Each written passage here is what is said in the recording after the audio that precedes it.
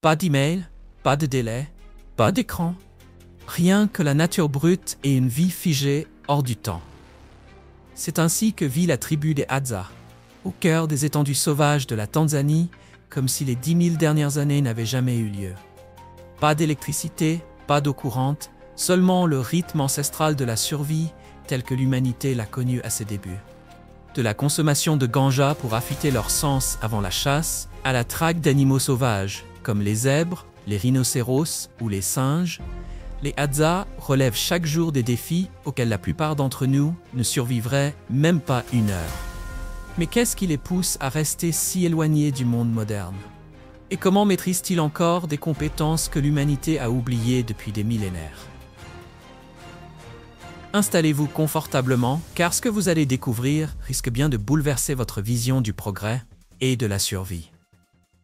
Au lever du soleil sur la savane poussiéreuse, la tribu des Hadza s'éveille. Non pas au son d'un réveil, mais au rythme de la nature. Il n'y a aucune urgence à consulter les actualités, ni à se jeter dans le travail. Pas de technologie, pas de courriel sans fin. À la place, les membres de la tribu se rassemblent autour du feu, partagent du riz sec et font circuler un peu de ganja. Ce rituel est si profondément enraciné dans leur quotidien qu'il est aussi essentiel que la chasse elle-même. L'arôme fumé du ganja se mêle à la chaleur du feu, emplissant l'air frais du matin. On peut presque sentir l'humidité de la fumée sur la peau, alors que la tribu inspire profondément, se préparant pour la longue journée à venir. Les murmures d'anticipation montent, car tous, hommes, femmes et enfants, participent à cette tradition sacrée. Ce n'est pas un rituel réservé aux hommes. Des plus anciens aux plus jeunes, chacun prend part à cet instant de communion. C'est un moment d'unité qui aiguise les sens et reconnecte chacun à un mode de vie ancestral. Ce n'est pas seulement le fait de fumer, c'est l'état d'esprit que cela crée. Cela les prépare, cela les rend plus attentifs. Alors que le brouillard du matin se dissipe, à la fois sur la terre et dans leurs esprits, la tribu se rassemble, prête pour la chasse. Mais pourquoi fument-ils du ganja avant de partir chasser? Que leur apporte-t-il?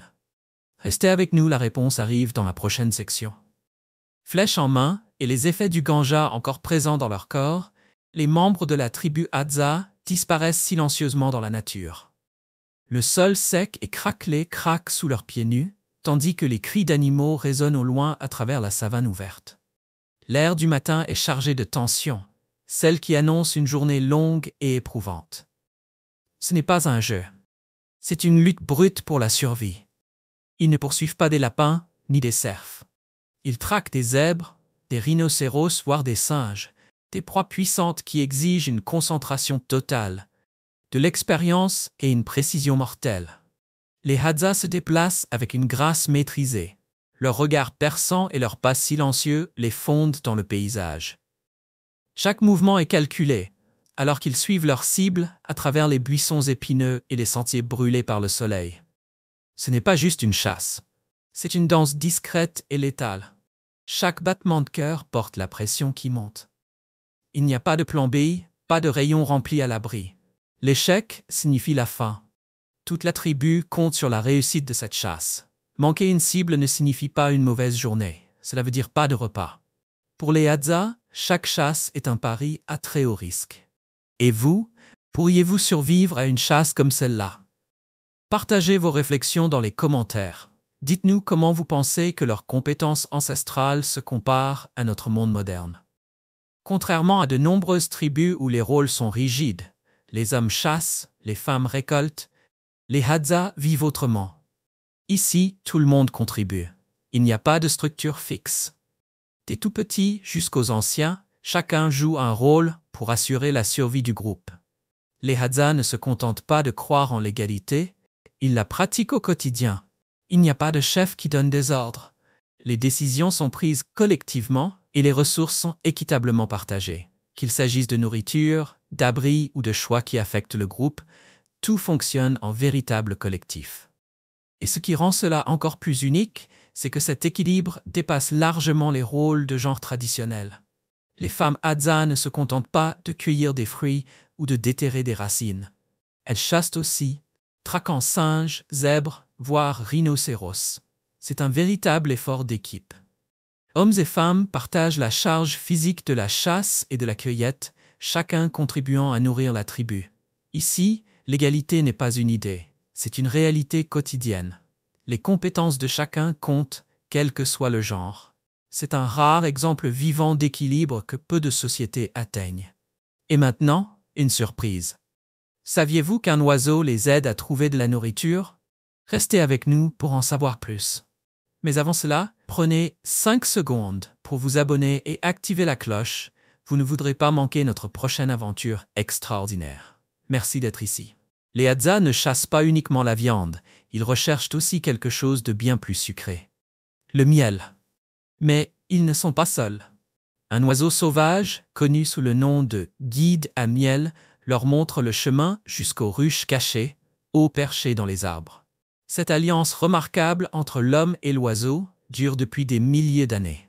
Cela peut sembler légendaire, mais c'est aussi réel que les buissons africains. Imaginez le doux bruissement des feuilles autour de vous.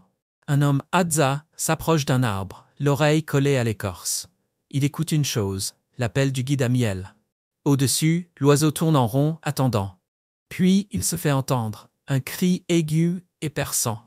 L'homme sourit. C'est le signal. Il saisit ses outils et fait signe aux autres. La chasse au miel est lancée. Ils avancent vite et silencieusement, suivant l'oiseau à travers les buissons et la poussière, les yeux rivés sur son vol. Le guide saute de branche en branche, puis s'arrête près d'un arbre vibrant de vie. Quelque part là-haut se cache le trésor. Un rayon doré de miel. Mais ce n'est pas une simple promenade gourmande à travers la forêt. Le vrai danger, lui, attend encore. Alors que le guide du miel conduit la tribu vers sa douce récompense, les Hadza sont confrontés à un autre défi. Yo! Lorsque les rivières s'assèchent et que la terre se fissure sous le soleil brûlant, la survie devient un combat bien plus difficile. Mais les Hadza ne paniquent pas. Ils ne se précipitent pas dans des magasins, ni ne cherchent des solutions modernes. Ils s'appuient plutôt sur une technique ancestrale transmise de génération en génération, un savoir vital lorsque d'autres auraient abandonné. Ils creusent profondément la terre, à la recherche d'eau souterraine cachée sous la surface desséchée. Avec des outils simples, ils creusent avec précaution, ressentant sous leurs mains la présence possible de cette eau salvatrice. Le succès n'est jamais garanti, et parfois la terre ne donne rien. Pourtant, cette méthode est essentielle à leur survie. C'est ainsi que les Hadza s'adaptent à un environnement que la plupart d'entre nous ne pourraient jamais imaginer. Alors que le soleil cogne sans relâche, la sueur perle sur leur front tandis qu'ils continuent à creuser. La chaleur est accablante, mais ils avancent, déterminés à trouver de l'eau. Chaque pelletée peut les rapprocher d'une source ou se révéler vaine. Ils connaissent les enjeux. Sans eau, traverser la saison sèche est impossible. Une urgence silencieuse règne pendant que femmes et hommes travaillent ensemble, parfaitement synchronisés. Dans leurs yeux, on lit l'espoir, la foi que la terre finira par révéler son secret. Mais aucune promesse n'existe. Chaque année, la saison sèche met à l'épreuve leur ingéniosité, leur courage et leur connaissance intime du territoire. Il n'y a pas de plan B, voici la réalité qu'ils affrontent. Un combat permanent contre les forces implacables de la nature. La survie des Hadza dépend de leur lien profond avec la terre. Un lien que peu d'entre nous pourraient comprendre. Chaque quête d'eau réussie témoigne de leur résilience, tandis que chaque échec leur rappelle combien la vie est fragile dans la nature sauvage. Pouvez-vous imaginer creuser pour trouver de l'eau dans le désert, comptant uniquement sur votre instinct et le terrain? Partagez votre avis dans les commentaires. Pourriez-vous vous adapter comme les Hadza ou l'environnement hostile aurait-il raison de vous? Les Hadza sont un peuple hors du temps. Depuis des milliers d'années, leur mode de vie, fondé sur la chasse, la cueillette et un lien indéfectible avec la nature, perdure. Mais aujourd'hui, la modernité grignote peu à peu leur territoire. Les efforts de conservation, l'agriculture et le tourisme empiètent sur leurs terres ancestrales, menaçant un mode de vie qu'ils protègent depuis des générations. La question se pose désormais, devront-ils s'adapter? Vont-ils céder au monde moderne ou continuer à vivre comme leurs ancêtres? Malgré les pressions croissantes, les Hadza font preuve d'une incroyable résilience et restent fidèles à leurs traditions, quasiment inchangées. Cependant, leur survie est de plus en plus menacée. Alors que le monde moderne s'étend toujours plus sur leur terre, il devient incertain de savoir combien de temps encore les Hadza pourront maintenir leur mode de vie. Résisteront-ils à cette avancée inéluctable du progrès, ou finiront-ils absorbés par la civilisation qu'ils ont si longtemps refusée? Le futur de la tribu Hadza est un tournant. De nouveaux établissements, des bouleversements environnementaux et la menace d'une assimilation culturelle pèsent lourdement sur eux. Leur survie n'est plus garantie. Leur histoire est celle d'une endurance remarquable, mais la vraie question est, jusqu'à quand pourront-ils tenir? Restez avec nous pour découvrir ce que l'avenir réserve à l'une des dernières sociétés de chasseurs-cueilleurs au monde. Au-delà de leurs techniques de survie ancestrales et de leurs rituels, les Hadza possèdent quelque chose de véritablement rare, une langue comme nulle autre sur Terre. Remplie de clics, de claquements et de sons presque impossibles à reproduire, ce n'est pas seulement un langage, c'est un vestige vivant de l'histoire humaine. Connu sous le nom de langue aklik des Hadza, ce dialecte est aussi unique que le peuple lui-même. Et si leur mode de vie traditionnel disparaît, cette langue pourrait disparaître avec lui. Imaginez une langue où chaque mot s'entrelace avec des clics complexes, des sons que peu de personnes en dehors de la tribu ont réussi à maîtriser. Produits avec la langue, les dents et les lèvres, ces sons constituent l'un des systèmes linguistiques les plus remarquables et distinctifs qui soient. Cet héritage linguistique rare ne sert pas qu'à communiquer. Il porte l'identité du peuple, ses valeurs et toute sa vision du monde, gravée dans chaque mot prononcé. Malgré les pressions croissantes du monde moderne, la tribu Hadza continue fièrement de célébrer son mode de vie ancestral. Elle se rassemble pour la musique, la danse et les rituels sacrés qui renforcent les liens avec la terre et entre les membres de la communauté. Ces festivals culturels ne sont pas de simples moments de fête, ils sont essentiels à la survie et à l'identité du groupe. À travers ces événements, les Hadza honorent leur victoire, resserrent leur unité et transmettent leurs traditions. Leurs chants distinctifs résonnent dans la savane, accompagnés du rythme régulier des tambours qui vibrent à ciel ouvert. Leurs voix, chargées d'émotions, s'élèvent ensemble, racontant des histoires de survie, d'amour et de persévérance. Ces chants et danses sont bien plus que des expressions artistiques. Ce sont des souvenirs vivants qui relient directement la tribu à ses ancêtres. Peu importe les changements du monde, les Hadza demeurent un lien vibrant avec notre passé lointain. Une culture qui continue de résister et d'exister. Comme nous l'avons vu, le peuple Hadza prospère en restant fidèle à ses traditions et en vivant en harmonie avec la nature, même alors que le monde moderne se rapproche. Cet engagement va jusqu'à un élément aussi fondamental que les vêtements. Alors que pour beaucoup, la mode rime avec tendance et marque de luxe, chez les Hadza, l'habillement raconte une histoire de survie, d'adaptation et de profond respect pour la terre. Pour eux, les vêtements sont purement fonctionnels. Chaque pièce est conçue avec une intention précise, pensée pour résister aux conditions extrêmes de la savane. Les hommes portent de courtes jupes en cuir, offrant une mobilité maximale, idéale pour chasser et cueillir à travers les broussailles et les terrains accidentés. Ces jupes offrent une grande liberté de mouvement et permettent de rester au frais sous le soleil brûlant de l'Afrique. Les femmes, quant à elles, portent des jupes plus longues pour une meilleure protection, souvent accompagnées de châles ou de capes. Ces pièces les protègent de la chaleur le jour et du froid après le coucher du soleil. Chaque vêtement est fabriqué à partir de peaux d'animaux, soigneusement traités pour allier solidité et confort. Ce qui rend les habits des Hadza remarquables, c'est leur parfaite fusion entre utilité et valeur culturelle. Le cuir, à la fois souple et résistant, permet de se déplacer discrètement dans la nature. Même sans ornement tape à l'œil, leurs vêtements possèdent une beauté discrète. Pratique, durable et profondément symbolique. Ces habits en disent long sur la sagesse des Hadza, leur harmonie avec la nature et leur héritage qui privilégie la fonction à la mode, tout en honorant les savoirs ancestraux. Comme nous l'avons vu, l'habillement des Hadza reflète leur ingéniosité et leur profond respect pour la nature. Mais ce n'est pas le seul moyen par lequel ils se connectent entre eux et à leur environnement. Chez les Hadza, les bijoux ont une signification puissante. Chaque collier, perle ou coquillage est bien plus qu'un simple ornement. Il raconte une histoire. Chaque pièce évoque un moment, une personne ou une relation. Hommes et femmes portent ces parures, qui reflètent souvent leur rôle au sein du groupe ou leur lien avec la famille et la nature. Pour les femmes, les colliers symbolisent leur place dans la communauté, que ce soit leur rôle dans la famille ou leur contribution à la survie du groupe. Ces colliers ne sont pas de simples accessoires, ils incarnent l'identité et la fonction de chacun dans la tribu. Chez les hommes, une simple perle ou un coquillage peut représenter un événement marquant ou rendre hommage à un don de la nature. Ce qui rend ces objets encore plus précieux, c'est le processus de leur fabrication.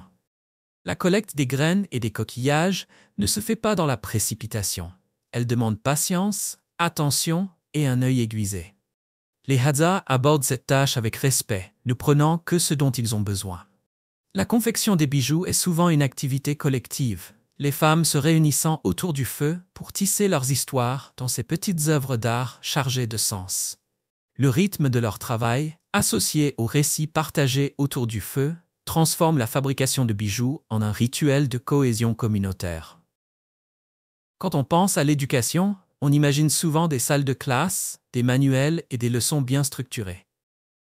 Mais chez les Hadza de Tanzanie, l'apprentissage est totalement différent. Il n'y a ni classe, ni bureau, ni examen standardisé. L'enseignement se fait en pleine nature, à travers l'observation, l'imitation et la pratique. Pour les Hadza, la survie est la première leçon, dès que l'enfant sait marcher. Les enfants baignent dans le rythme de la vie quotidienne. Selon eux, on apprend mieux en regardant et en faisant. Les garçons suivent les hommes et apprennent les techniques de chasse transmises depuis des générations. Ils observent l'usage de l'arc et des flèches, apprennent à suivre les traces des animaux et maîtrisent l'art de se déplacer en silence dans la forêt. À l'adolescence, beaucoup de garçons sont déjà des chasseurs aguerris, capables de se repérer dans la nature et de nourrir la communauté. Pour les filles, l'éducation est axée sur les activités vitales du quotidien. Elles accompagnent les femmes, ramassent les fruits, déterrent les racines et identifient les plantes médicinales indispensables à la survie. Ces gestes ne se résument pas à la cueillette. Ils transmettent un savoir essentiel sur la santé et la survie. Les compétences sont enseignées dans un esprit communautaire, pour que chacun contribue au bien-être collectif. Mais les savoirs de survie ne sont qu'un volet de l'éducation des Hadza.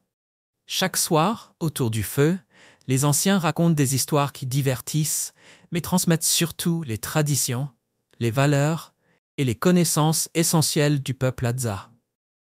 Ces récits pas de simples légendes. Ils forment le socle éducatif du groupe, garantissant la transmission de l'identité culturelle aux générations futures. Ainsi, l'éducation chez les Hadza ne se limite pas à survivre au milieu sauvage. C'est aussi apprendre l'histoire, la morale et les croyances communes qui définissent qui ils sont. Comme nous l'avons vu, les compétences des Hadza sont intimement liées à leur relation avec la terre. Mais leur survie ne repose pas uniquement sur la chasse, la cueillette ou la transmission orale. Elle dépend aussi du feu, un outil vital depuis des milliers d'années. Oubliez les briquets ou les allumettes. Chez les Hadza, le feu naît simplement de 2 morceaux de bois, une base sèche et solide et un bâton fin. Pas de magie, juste du savoir-faire et de la patience. On dépose de l'herbe sèche ou des feuilles sur la base, puis on fait tourner le bâton rapidement entre les paumes, comme pour se réchauffer les mains. La friction produit de la chaleur. Peu à peu, une étincelle apparaît. D'un souffle léger, elle embrase l'herbe sèche. En quelques instants, la flamme prend vie. Aucun outil moderne, juste les mains et la sagesse ancestrale. Imaginez ce que l'on ressent en créant le feu soi-même. C'est comme réveiller un instinct primal. Un geste que la plupart ne connaissent qu'à travers des émissions de survie. Chez les Hadza, faire du feu est un art ancien. Enseigné par les anciens, transmis de génération en génération, il est pratiqué avec une précision silencieuse. Observer cette méthode, c'est assister à un rituel, intemporel, maîtrisé, vivant. Leurs gestes sont fluides et précis, affinés par des siècles d'expérience. Le peuple Hadza nous rappelle que certains vivent encore selon des modes de vie que notre monde moderne peine à concevoir. Leur existence, enracinée dans la nature et les coutumes ancestrales, contraste fortement avec la société contemporaine. Alors que la technologie évolue à grande vitesse, les Hadza restent ancrés dans un passé qui les porte depuis des dizaines de milliers d'années. Leur vie repose sur un savoir de survie et un profond respect pour la terre, faisant d'eux l'un des derniers peuples chasseurs-cueilleurs du monde. Dans un monde obsédé par le progrès, leur mode de vie est un puissant rappel de ce que signifie vivre simplement, en harmonie avec la nature. Tandis que tout change autour d'eux, les Hadza demeurent stables, préservant les connaissances et les traditions de leurs ancêtres. Si vous avez apprécié cette vidéo, cliquez sur j'aime et abonnez-vous à la chaîne. Votre soutien compte vraiment. Cliquez maintenant sur la vidéo affichée à l'écran pour découvrir d'autres contenus fascinants. Et dites-nous en commentaire quel pays vous souhaitez explorer ensuite. J'espère que tu as aimé la vidéo d'aujourd'hui. Si c'est le cas, n'oublie pas de cliquer sur le bouton j'aime et de t'abonner à la chaîne pour ne pas manquer les prochaines vidéos passionnantes. Ton soutien nous aide à continuer à créer du contenu encore meilleur. Assure-toi de regarder la prochaine vidéo qui apparaît à l'écran. Je suis sûr que tu vas l'adorer. N'oublie pas de laisser un commentaire sur le pays que tu aimerais que nous explorions prochainement. Merci beaucoup d'avoir regardé et à très bientôt dans la prochaine vidéo.